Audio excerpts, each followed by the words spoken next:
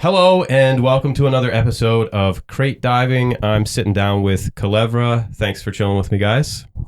Thank you for having us here. So off camera, we were just talking about the name and where it came from. Do you mind sharing a little bit about that? It's actually from a movie, Lucky Number Slevin. Oh, okay. Slevin Kelevra. So Hartnett's character. Wow, I actually never put that. there's actually wasn't a lot of thought put into like the name. It didn't come from like How a old were big. you? How old was I? I don't know. 2009. However old I was in 2009. So that's when we. 13, 14. Yeah, probably 15 years old. Yeah. So So- we've been around for a long time. Yeah, 15 years. You guys started in 2009. Eh? That Yeah. was the first year that you guys started making music. Mhm. When you look at the length that you guys have been around and all that you guys have done, how do you bring the same energy that you've brought from 2009? You know, if 15 years is a long time to play together, how do you bring that same passion and energy to new music and performing? Well, honestly, I think we have like more energy than we did back then just because like how long we've been around and we've got to see like, especially like in a stage setting, like, you know, what it takes to, you know, get a crowd going or whatever. Like for music wise, it's like, okay, we did that once, like we want to, you know, take it to the next level. So I think naturally, just because of how long we've been together, you know, the energy has just kept building and building and we have a passion for it. So it's just like, I think pretty it's natural. The comfortability of how long we've been together too kind of adds to the, you know, to the experience for us because it's always just, you know, we've all had our first shows. You know, you're nervous and you got to go like pee like 5 times before you hit the stage because you're just so anxious. You're Fergie. Yes. big Fergie band here. Do you guys know about the incident? That she peed herself on stage. Yeah. Do you know why she peed herself? No. She said she's a professional. And she didn't want to go to the bathroom. She didn't want to leave her audience hanging. That's I don't know if we're on that level, right? a lot of commitment. That, Right. you know, I don't know if I have that many pairs of pants to So do that. if you guys see me with wet pants, you just know I'm a professional. Yeah. I couldn't leave the stage. Yeah, fair enough. Yeah. I'll have to get some external hoses. Going back to that earlier question, we were talking about how the band started. What kind of brought you guys together? Like, how did you guys start making music? And I guess another question that could tie in is, how do you guys keep continuing to make music? You keep that passion alive. Well, interesting story for me is these guys were all a year older than me in high school. We all met through music class, but before I had met them personally, it was like that welcome week in grade 9, you know, where everyone's going from their elementary schools to the high school. And these guys were playing the welcome week and they like playing so loud, blew the breaker, playing in drop B, playing squealies and shit on stage. And it was just in the middle of the commons there. And I remember seeing that. I was just like, I got to get in this somehow, you know? Like, and then it's funny, a year later, we have this like split grade music class and we do like our first music performances because that's just how the class works. And then it was like the next day, like a couple of them sit around me and they're just like, hey, do you like Lamb of God? Just like asking me questions and they're like, you want to come jam tonight? And then it's honestly been a water slide ever since. Do you like Lamb of God? Yeah, Lamb of God's kind of like the first binding love of all the members, I would say, for sure. Your bassist is in Edmonton, I believe. Yes. Are the rest of the members here in the city? So, yes, our drummer lives in town here as long as Brett and we both live in town here. Same with Matt Fraser, our vocalist. Right. He's constantly on the road though because he's also for the nature of his work, he's usually out of town. So typically a lot of our jams will be without him, but it's so our jam setup, because one of our members does live in Edmonton, is we have like a mic setup and a camera setup here in our jam space. Okay. And every time we jam, we'll Twitch stream it so that Adrian, our bass player, will receive the stream, and then she like kind of loads our screen onto her stream and then jams along and like restreams it. Mm-hmm. So it's pretty cool.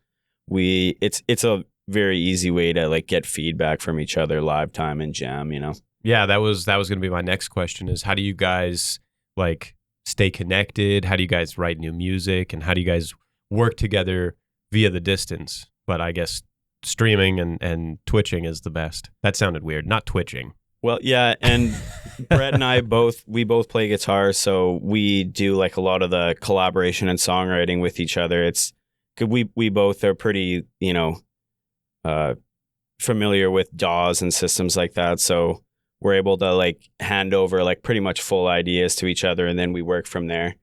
Whereas, in the very beginning, it was almost like you show up to jam and you're gonna sit there and write a song live time for 2.5 hours. May be productive, may not be, but it's definitely it's progressed in that sense where it's like, okay, I got to form an idea. He's got another idea. Okay, just going to release this album. Okay, we already got like 4 or 5 new songs just because that's what we like to do. We're always just kind of thinking of like, what's the next thing, like, what are you hearing? Like, we're just try to be pretty proactive with, recording new stuff. So I guess on that topic of recording new stuff, are you guys working on anything new right now? Yeah. Well, yeah, as Matt kind of said, we're releasing an album next year. And then, yeah, we're already rolling out with, I think we got a couple full songs, couple more ideas going. So, I mean, maybe none of them will turn out to anything. Maybe all of them will turn out to something, who knows? But it's just kind of like because I don't know, we always kind of like to have new music out there. Like, I think I was talking our last CD release show, we played actually a song that's on the CD that we're releasing next year, right? So I thought, it's kind of cool to like, maybe at this CD release show, we'll put out some new music that's going to be out on the next record, right? Just some things that, not everyone's heard before. So yeah, it keeps us going anyways. Yeah, so we have these 8 songs that we're going to release a 45-minute record of, and we've probably have another additional, not written in the same time frame as this record that we're going to put out, but it's all been written since the finalization of those songs, so it's going to be the next record. But yeah, there's lots of, party riffs, stuff like that. You never know what's going to actually end up there. So yeah, I mean, that's kind of it's always just for fun. That's kind of the songwriting process too. Is like throw it at the wall and see what actually works. Yeah, and like we did do a lot of that back in the day. Like get together in a room and like kind of a rock and roll, like try and write a song together. But like as time goes on and like technology and stuff, and how easy it is to like come in with full ideas and then try and like develop them, as opposed to like waste a lot of time kind of just like, oh, what riffs do you have to play? Oh, what am I going to play for? Like that kind of wastes a lot of time, and it's fun, but sometimes not productive. So I don't know. We've been away from that for a little while, and I think it's kind of like end goal, a way better way to do things. If you guys could give a musician, up and coming musician, any piece of advice, what would it be? One piece of advice I would give for any up and coming musician, especially if they're, writing music, like, would be that it's never going to be perfect from the start, and you have to start somewhere. So that's the point. So you might as well start recording yourself on a tape player. It doesn't have to be expensive, do anything. Start playing to yourself, something you can get, doing improv to just music you like. Just put on your favorite songs, either try to play along with them or just play, improv on top of them. And then you'll start to develop, your musical kind of sense of direction and what you want to hear. Because ultimately, you're supposed to be playing what you want to hear. You're not supposed to be playing what you think you're supposed to play, Okay, yeah, I get that. I'd probably say, like, just from a guitar player's perspective too, like, start playing to a metronome, like, right away. Not just, like, because it'll save you money in a studio or something like that. But I find like a lot, if you program drums, or if you, program a simple beat, or even if you're playing to a metronome and like different time signatures, like that will just, like, for me anyways, it definitely has spurred lots of new ideas. Like if you have nothing else to relate to, but just, the sound coming out of your amp in your hands, like sometimes you get caught in like a certain groove or a certain time signature, or like everything, for a while, everything I was playing was like triplet feel. It was like all that same like 1-2-3, 1-2-3, like waltz sound or whatever. And like, you know, Yeah. I just got to like listen to something else so I can like get that out of my head or whatever. So I don't know. So if you had to describe Kelevra as an animal, how would you describe Kelevra and why? I got one. For me, Kelevra would be almost like a bear coming out of winter, just like always adapting and trying to find the next light, you know. Just a bear. You just see him coming out of his hole, and he just got that breath, that heavy breath, and it's just like, whoa, it's a heavy animal. He's ready to go. I'd probably take a different perspective, like more like an octopus perspective, because I like did not see that coming. Kelevra's like, you know, the head and stuff, we're kind of got all the same idea, but like, you know, throughout the years and different members, like we got all these different, like, you know, we're unique in our own ways, and we bring like all the what do you call tentacles to the, you I know. get it. Yeah. So, speaking of different members, obviously over the 15-year span, you guys have had different members come in and out of the band. How does that work? How do you guys keep that same energy with different people coming in the band, or, you know, seeing different faces? It's kind of funny, you know, they come to jam for the first time and you either jive with the person, you really don't. We haven't really had any members that, as far as drums are concerned, our old drummer, you know, he was a high school buddy, and then we kind of went our separate ways, and then we found Dylan, our new drummer, who's been in the band since I think early 2013, 2014. And we found a brother in him, and it was easy decision. It wasn't even a decision to make. It was like, yeah, he's in the band, you know. Especially with Adrian, you know, we struggled to find, even with a lot of our buddies that wanted to play bass with us, we would jam with them. It didn't really end up working out, you know, personal issues, things here and there. And we found Adrian, and it was just exactly like finding a home again. It's like she's just as stoked on playing music as us, and that's really all it comes down to. Is like, does this person, you know, love it as much as I do? And that's kind of the thing that bonds you. It doesn't matter, even if you all have different tastes. It's like, shit, we love this. Like, that's what it's all about, you know. I'd probably say too, like, we've always kind of like within the core group, like, knew the direction we were going to, and then, you know, anyone who wanted to join, like, they kind of already knew that as well. Maybe whether they heard us before, or they, you know, maybe knew us personally. So, you know, it's not like they joined the band or they're trying to join the band and they had a totally different perspective or expectation. They, you know, they were kind of already on board. So it's not like there was a lot of, you know, changes that really came with that. It's just, you know, we stepped in where we left off. So I don't know. Any groups that I've been a part of, the biggest issue that we've ever had is like the changing of the guard kind of thing. So I like to ask that question, especially like a group yourselves that's been around for a long time.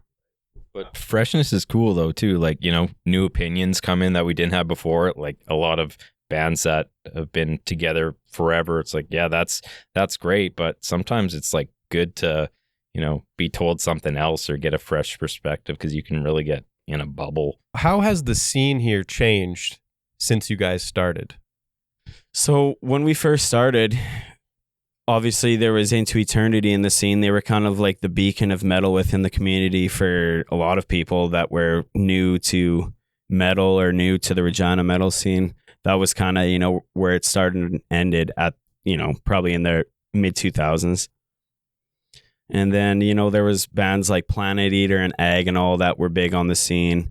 A lot of like kind of like groove metal bands type stuff. And then, you know, within the 2010 era to like 2020s, a lot of tech bands started coming up. And like a lot of young guys, like guys that are in Flashback now that used to be in Scythra, they were ripping some old school death metal in that era. That was pretty sick. Now it's kind of broken back to the core of, you know, heavy riffs and just partying, and not partying, but like having fun being at a show, you know, yeah, enjoying your life. So hardcore music's really flourishing now these days. A lot of young guys are really identifying with that sound, and it's really awesome to just kind of experience like the commitment to music and how excited everyone is to be in the music scene and be a part of it again, because the Regina metal scene here for a while was it wasn't like stagnant, but you know, it's a cold place, so not a lot of bands like to stop here. So I think maybe the kids for a while didn't draw inspiration because they just didn't have anything to look up to. But yeah, I mean, we've had our fair share of breaks too here and there with just careers and whatnot going on with the band. But Regina for sure has been a roller coaster metal scene. Mm-hmm. I'd say like for me, the big difference and the one thing that shines through from when we started until like now, like when we started, I guess like 2009, even like 2000, 11, that kind of, when we were younger and stuff like that, like social media was not a thing. Right. So like the scene in itself was not driven by anything on social platforms. Like it was very much like, is there any shows going on? Like I got to check these posters, or like, how do I know if there's any shows? So there was maybe more like people had to work to be connected and work to stay in the scene. And that kind of maybe brought a bit more of cohesion than now. Do you think that, sorry to interrupt, but do you think that social media has had like a positive impact on music, or do you like in the scene, or do you think that it's people take it for granted because it's so readily accessible that they can find the shows now? Both for sure, in different ways. Like, like it's readily available and stuff like that, but people don't, as I said, don't really there's not that cohesion. People don't have to work. People, there's maybe less communication, less people can just live in their bubble and live in their social bubble, right? Mm-hmm. And learn about shows, and they necessarily don't have to connect with other members of the community like maybe was necessary to if they wanted to be part of that community, right? So it's kind of, that's what really changed for me, because especially for maybe people like me, I'm not really that into social media as much as maybe some of the younger kids are now, right? But like for bands like us, like it's definitely like we need to be involved in social media and socials and stuff like that. Like that's how it's changed. So if we're not willing to dive into that, it's not going to work for us, right? That's how you get promoted. Sure. So yeah, my favorite thing about going to gigs was finding the posters up at my high school. So I think it's a different era. Whenever I see kids coming out to shows, like I get stoked, man, because I don't see a lot of all ages stuff happening. So it's awesome to see kids get involved. Yeah, in music. and that's the best part. Like whenever we see like new faces at shows, it's just like, yes, like we got another one. Yeah. Like, like it's that Join kind of us. thing, right? So before, and we were the kids sitting and drinking in the parking lot or whatever, and then whatever, just showing up early to shows, like it was the big highlight of our month or our week or whatever, yeah, right? exactly. So it's like, I hope that like continues, and like as a band, like we really want to make that happen as much as possible for the scene here. So well, I think you guys made a pretty big impact when you guys played in Saskatoon in September. That all ages show, the Throwdown for the Pound, like people still talk about it. That was probably the most amount of kids we've played in front of in a while. It's usually crusty old heads, Yeah. Scott and Sarah, they're doing a lot to try to get more all ages stuff. Those guys, anything like Scott, especially, I haven't dealt too much with Sarah yet, but I've known Scott from Widow's Peak, right? And just from playing shows back in the day, and he's always just been such a bubbly, welcoming, just warm person, and he just inspires so much confidence in the youth around him, which is exactly the impact you would hope like someone in the metal community would do, and he's doing exactly everything the right way. I sent him a drunk message last night. Like I was just going through his Instagram, like, a little too sauced. And I was going through and I was like, man, I knew that he had done a lot in the scene in Saskatoon, and, he's been involved in music forever. And I knew he was in Widow's Peak, but when you go through his feed and you see what he's done, and such a humble guy too, that's right? the thing. Yeah. Like he is honestly my hero, because like I am not humble at all. And seeing somebody do so much and benefit so many different music communities and inspire different people to create music and be involved in the scene, like I would be singing my own praises from the rooftop. You know what I mean? And this guy is just in it for everybody else, and it's just phenomenal to see. Love you, Scott. And that was a cool show for us to be a part of. Like, honestly, we haven't had like the biggest success in Saskatoon, like, you know, previously and stuff. So it was good to like really like try and deliver how we wanted to deliver in Saskatoon all these years. And obviously Scott helped make that happen. But another thing I kind of wanted to say about that show too, which I thought was like really cool and something that I really haven't seen like in the Saskatchewan metal scene, like with my own eyes, like I did that night. Like, and I'm not sure, like, I think it's maybe just because like Adrian, our bass player, being female, and, you know, the gals in Widow's Peak, you know, also being females, like the amount of young girls at that show and like how stoked they were about metal and, you know, asking, like, I took a picture of Adrian and some girl like wanted like a picture with Adrian and stuff. It's just like, You know what? so inspiring to see that. That was crazy for me. I know exactly who you're talking about. That young woman was so inspired and like had such a good time at that show.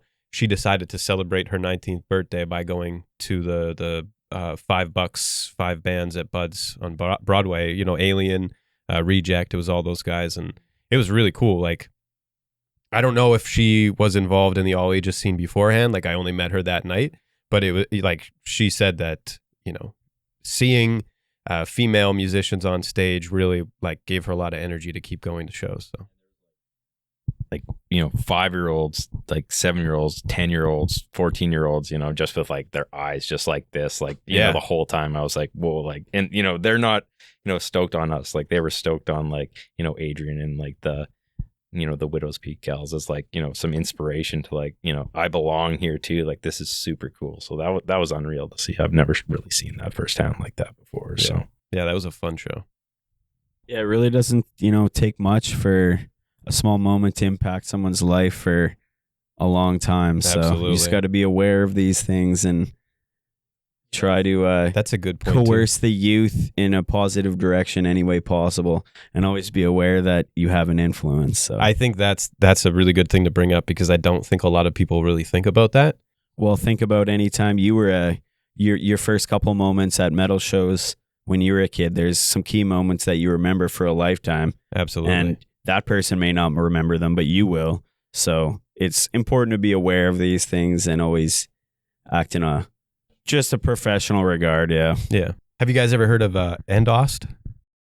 yeah, for sure. Big James mic right there. I was just gonna say, Big James is like they came through and they asked. I used to do shows when I was like, you know, 14, 15, and I booked out this hall for them, and you know, got a PA and everything, and they literally called me like 2 days before the proposed show, and they were like, "Hey, listen, we heard you're a promoter.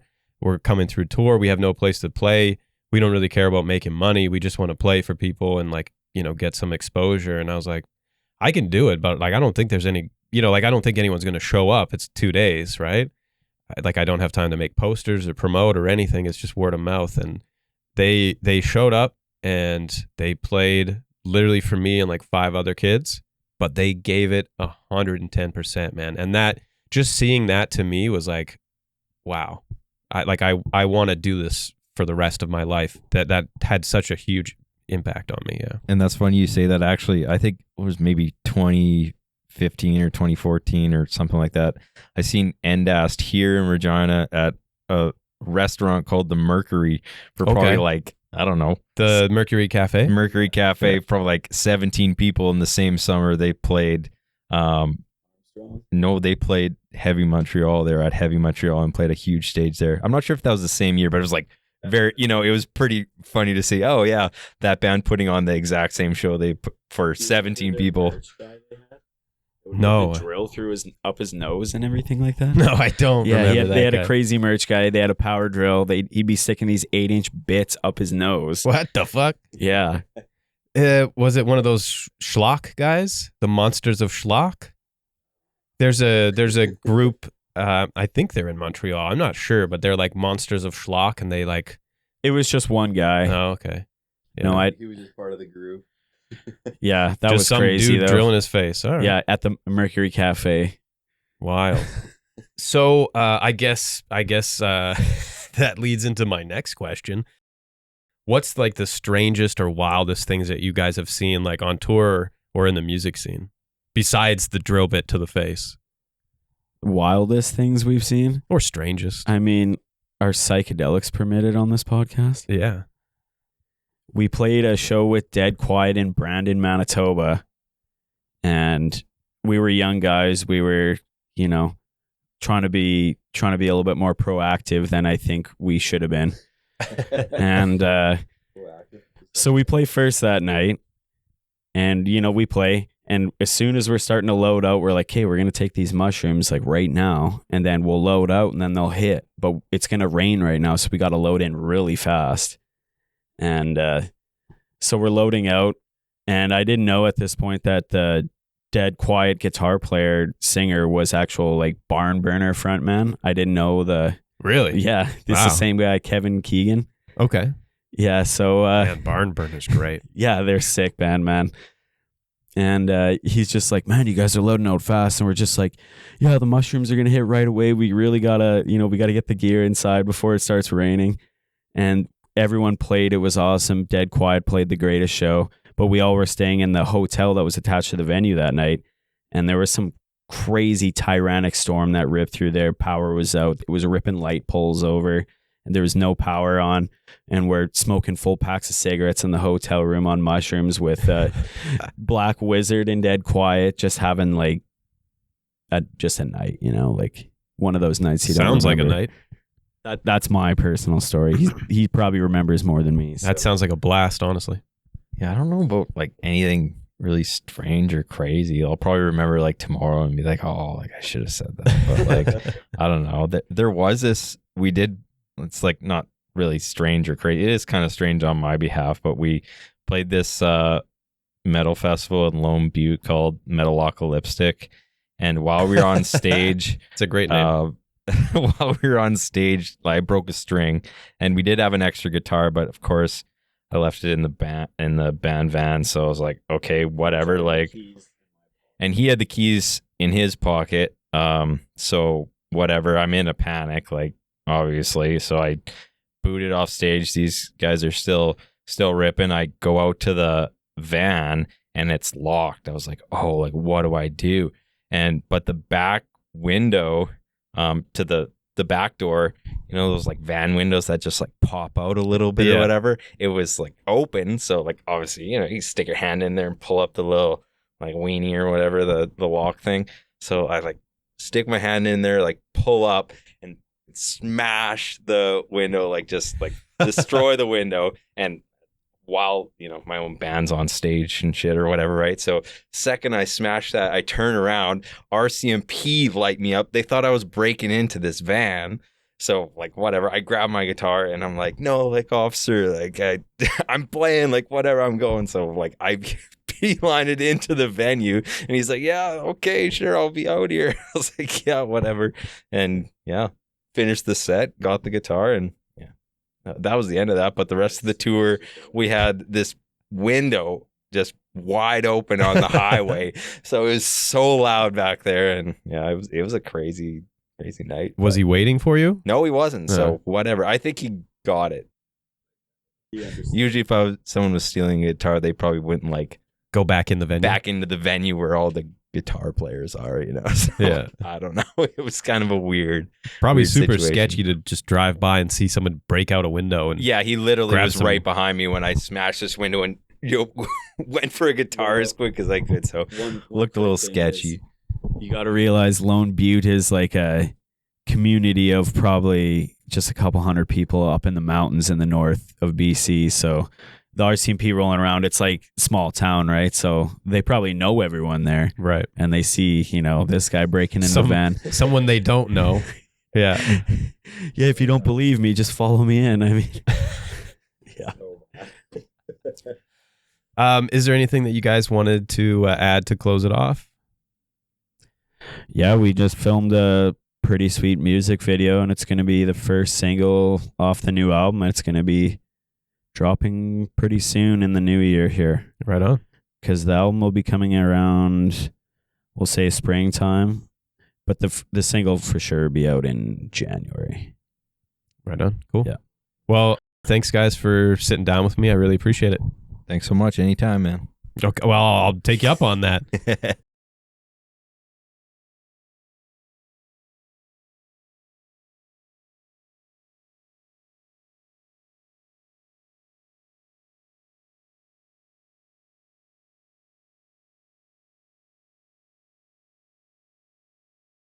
you.